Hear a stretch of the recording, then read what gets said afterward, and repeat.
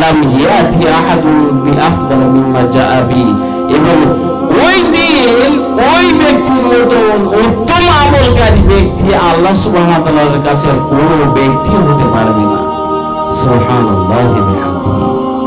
ভাই মা ও বোনেদেরকে বলছি, আপনারা অবশ্যই মুখস্থ থাকলে আমলে পরিণত করুন। মিজানের পাল্লা আমাদেরকে ভারী করতে হবে। আমরা সুখে স্বাচ্ছন্দ্যে জীবন যাপন করতে চাই, আমরা হাবিয়া নামক জাহান্নামে যেতে চাই না। রব্বুল আলামিন আপনি আমাদেরকে সুযোগ করে দিন যাতে এই সমস্ত দোয়াগুলোর আমরা পূর্ণপক্ষ মেনে চলতে পারি। রাত দিনের মধ্যে যে কোনো সময়ের মধ্যে এই কালেমা আমরা 100 বার পাঠ করতে পারি। এই কালেমা যদি 100 বার পাঠ করেন তাহলে 1 নম্বর কি 10টি গুনাহ আযাদ করার সমান নেকি পেলেন। আপনার 100 আমলনামায় আরো নেকি যোগ করে দেওয়া হলো, 100 গুনাহ মোছা হলো আপনার আমলনামা থেকে। আপনি শয়তানের ওয়াসওয়াসা থেকে সেই দিন বেঁচে থাকলেন। তারপরে ওই দিন আপনি আপনার মতো উত্তম আমলকারী আর কেউ হতে পারবে না আল্লাহ সুবহানাহু ওয়া তাআলার কাছে। সুবহানাল্লাহ।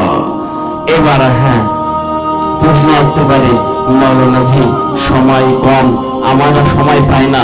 কৃষক মানুষ, ব্যবসা বাণিজ্য করে খায়, কিছু মানুষ আবার কৃষি কাজ করে খায়, আমরা 100 বার এই কালেমা পাঠ করতে পারবো না, একটু কম টম আছে কি? হ্যাঁ আছে, আমি করিনি, কম করেছেন যিনি, তিনি হচ্ছেন হযরত মুহাম্মদ মুস্তাফা সাল্লাল্লাহু আলাইহি ওয়াসাল্লাম। তিনি আরেকটি অপশন দিয়েছেন, নবী মুহাম্মদ সাল্লাল্লাহু আলাইহি ওয়াসাল্লাম তিনি বলেছেন, আন আইয়ুব আল-আনসারী রাদিয়াল্লাহু তাআলা আনহু আন্না নবী সাল্লাল্লাহু আলাইহি ওয়াসাল্লাম, আইয়ুব আল-আনসারী রাদিয়াল্লাহু তাআলা আনহু তিনি বলেছেন, নবী মুহাম্মদ সাল্লাল্লাহু আলাইহি ওয়াসাল্লাম তিনি বলেছেন, মান ক্বালা লা ইলাহা ইল্লাল্লাহু ওয়াহদাহু লা শারীকা লাহু লাহুল মুলকু ওয়া লাহুল হামদু ওয়া হুয়া আলা কুল্লি শাইইন কাদির 10 মাররাত। 100 থেকে একটি শূন্যকে নবী মুহাম্মদ সাল্লাল্লাহু আলাইহি ওয়াসাল্লাম কেটে দিলেন। 100 থেকে একটি শূন্য কেটে দিলে কত হয়? অঙ্ক করেনি নাকি? 100 থেকে একটি শূন্যকে যদি কেটে দেওয়া হয়, জিরোকে কেটে দিলে একের পরে আর একটি শূন্য থাকে, ওই একটি শূন্যের মাধ্যমে সংখ্যাটা 100 জায়গায় 10 এসে যায়। নবী মুহাম্মদ সাল্লাল্লাহু আলাইহি ওয়াসাল্লাম তিনি বলেছেন, যদি কোনো ব্যক্তি 10 মাররাত 10 বার ওই একই কালেমা লা ইলাহা ইল্লাল্লাহু ওয়াহদাহু লা শারীকা লাহু লাহুল মুলকু ওয়া লাহুল হামদু ওয়া হুয়া আলা কুল্লি শাইইন কাদির, এই কালেমাটি যদি কোনো ব্যক্তি 10 বার পড়তে পারে তাহলে এই ব্যক্তির গুরুত্ব, এই ব্যক্তির মর্যাদা, এই ব্যক্তি কি মর্যাদা লাভ করবে। নবী মুহাম্মদ সাল্লাল্লাহু আলাইহি ওয়াসাল্লাম বলেছেন, কানা কামান আতাকা আরবাতা আনফুসিন মিন ওয়ালিদ ইসমাঈল আলাইহিস সালাতু তাসলিম।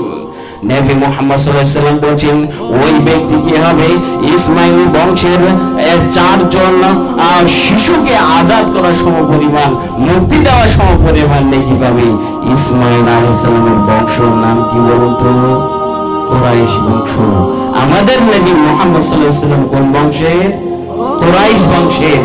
তাহলে বুঝতে হবে, আমি যদুমধু মানুষ আজাদ করা সওয়াব পাচ্ছি না, আমি যদুমধু কাউকে আজাদ করা সওয়াব পাচ্ছি না, আমি সওয়াব পাচ্ছি আমাদের নবীর বংশের, কুরাইশ বংশের, ইসমাঈল আলাইহিস সালামের বংশের, কুরাইশ বংশের 4 জন সন্তানকে যদি আজাদ করা হয়, সে যত নেকি পাবে সেই নেকি আমার আমলনামায় জমা হবে যদি ওই কালিমাটি আমি 10 বার পড়ি রাতে দিনে। ভাই এবার বলুন, 100 বার পড়বেন না 10 বার? আপনার কাছে 100 বার পড়লে 5 রকমের ফজিলত বলেছি। 10 বার পড়লে ইসমাঈল আলাইহিস সালামের বংশের 4 জন গোলাম আজাদ করলে যে নেকি হয় সেই নেকি পাবেন। আমল ভাই, আমল ছাড়া আর কিছু চলবে না, আমলই দরকার তো নাকি? আমল হচ্ছে সব। মানুষ আমল করে খারাপ আমল, মানুষ আমল করে বদ আমল, কিন্তু এই সুআমল, সৎ আমল, সঠিক আমল, মিজানের পাল্লা ভারী করা আমল, এই আমল মানুষ সহজে করতে চায় না, সহজে করে না। ভাই আপনি এই আমল শুধু মসজিদের মধ্যে সীমাবদ্ধ নয়, এই আমল শুধু মসজিদে সালাত আদায় করার পরে তারপরে পড়বেন, অন্য সময় পড়তে পারবেন এমনটি নয়।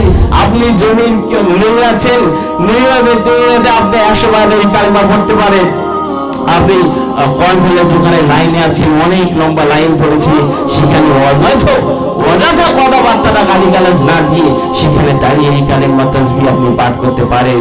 সম্মানিত উপস্থিতি, যাই হোক পরিশেষে আল্লাহ সুবহানাহু ওয়া তাআলার কাছে দোয়া করব। এই বিষয়ে আর অনেক কালেমা আছে যার কত বেশি বেশি গুরুত্ব আছে, হাদিসে বর্ণনা করেছেন। আপনারা বিজ্ঞ আলেম আমাদের গ্রামে আছে, অবশ্যই শুনবেন। যাই হোক পরিশেষে আল্লাহ সুবহানাহু ওয়া তাআলার কাছে দোয়া করব, আল্লাহ এই সূক্ষ্ম একটি ছোট্ট কালেমা, এই কালেমা যেন আমরা যে বছরে যতজন এখানে আছি, নারী পুরুষ উভয় সকলে মৃত্যুর আগ পর্যন্ত যেন আমরা এই কালেমাকে 100 বার করে পড়তে পারি, সেই তৌফিক দান করে আমরা সকলে মুখ ভরে বলি আল্লাহু আমিন। ওগো আল্লাহ, আমাদের মধ্যে যারা অসুস্থ তুমি তাদের আরোগ্য দান করো, সুস্থতা দান করো। আল্লাহ, আজকে আমার একজন সাথী, আমাদের অনেকের মধ্যে এরকম 2022 সালে তার সাথে কথোপকথন চলত, সাক্ষাৎ চলত, সালাম মুসাফা চলত, সালাম বিনিময় হতো, কিন্তু 2023 সাল পড়তে পড়তেই সে বারজাগে জিন্দগিতে কবরে শুয়ে আছে।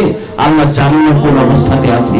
আমাদের অনেকের দাদা, অনেকের নানা, অনেকের নানি, অনেকের পিতা হারিয়ে গেছে, অনেকের ভাই, অনেকের বোন চলে গেছে বারজাগে জিন্দগিতে। কেমন ভাবে আছে আমরা এটা জানি না, বুঝতে পারি না। আল্লাহ, কোন রকম মুসিবতে থাকলে তুমি তার মুসিবত উদ্ধার করে দিও, তার কবরকে সুখময় স্থান বানিয়ে দিও। এইগুলো আজকে সংক্ষিপ্ত আলোচনা এখানে দিচ্ছি। আসসালামু আলাইকুম ওয়া রাহমাতুল্লাহি ওয়া বারাকাতুহু।